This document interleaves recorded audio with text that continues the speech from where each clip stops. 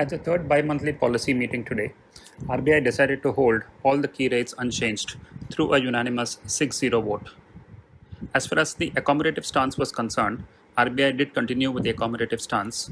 However, the vote was at 5-1, unlike in June, which also saw a 6-0 vote. The notable change was the deviation by one vote as far as accommodative stance is concerned. Having said that, clearly the narrative and the undertone of the policy remained extremely supportive and also dovish.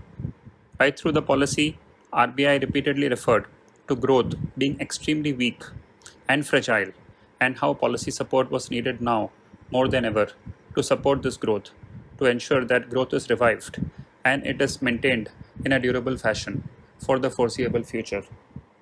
The MPC also referred to both the demand and supply side conditions, stating clearly that both demand and supply are operating still below pre-COVID trend lines. As far as demand is concerned, clearly demand has been uneven and weak. As far as supply is concerned, MPC did refer to the exogenous shocks that the world has been facing, particularly seen in terms of higher inflation on a few commodities like oil, metals, and so on, and also because of higher logistics costs. On the much awaited issue on liquidity normalization, the policy did mention clearly about how it was beginning to take some steps towards normalizing liquidity.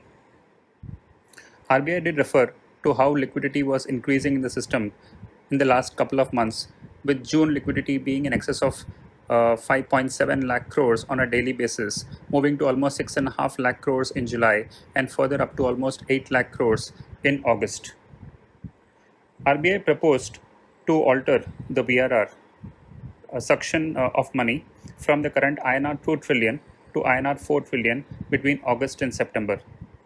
However, RBI was quick to add that the amount of money being drained out through BRR should not be seen as a liquidity tightening measure, because it mentioned that the BRR was part of the overall system liquidity. As a result of the liquidity suction, RBI did mention that the system would still have residual surplus liquidity in excess of 4 lakh crores, which should be adequately supportive for growth. Coming to inflation and growth, on inflation, RBI did refer to some of the exogenous shocks which are causing inflation to print higher in the last few months. Clearly, some of these were caused by commodities and metals coming in higher, and also in the case of a few specific commodities, let's say like semiconductor chips, which were causing acute shortages affecting some of the industries like auto.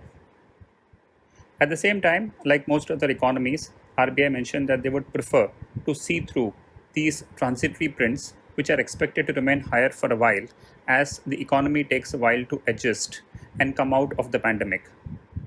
Particularly as more vaccinations happen and the economy recedes from the second wave, RBI believes that the normalization will start, which will lead to improvement in both supply as well as demand conditions.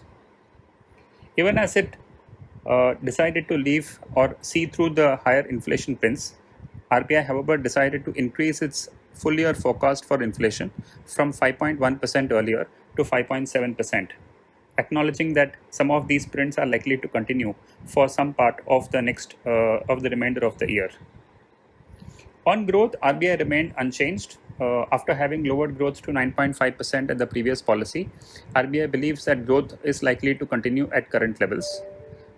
Whereas domestic growth may remain weak, RBI did refer to the growth engine of exports that is likely to fill in for the domestic slack. And as a result, it mentioned that the policy could support and fill to make exports a viable engine for the foreseeable future. Post today's policy measures, we would see some change in the yield curve.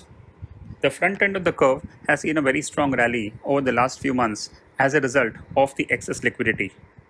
As a result of the change in the suction in liquidity that is proposed through the BRR route, we see some bit of curve flattening that is likely to happen. The front end of the curve in the up to 12-month segment may see yields move higher as a result of this change in liquidity measures. At the longer end, there was nothing adverse as far as the policy was concerned. However, the markets may construe the less than unanimous vote as far as the accommodative stance is concerned, as being slightly negative. On the whole, we would expect markets to stabilize over the next few days, with the short-end yields moving up a little more compared to the longer end of the yield curve.